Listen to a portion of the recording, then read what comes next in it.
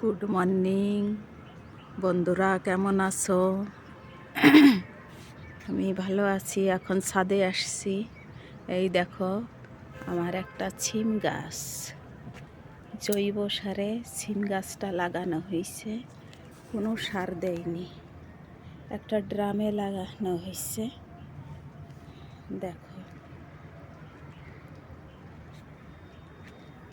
শুধু সবজির খোসা আর হচ্ছে সার,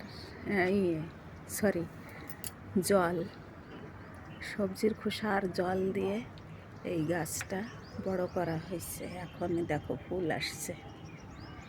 বাজার থেকে সিম আনছিলাম, তার ভিতরে একটা পাকা সিম ছিল, সেই বীজ ফেলে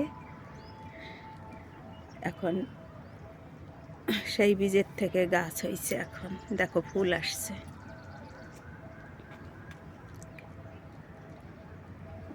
সিমও আসছে।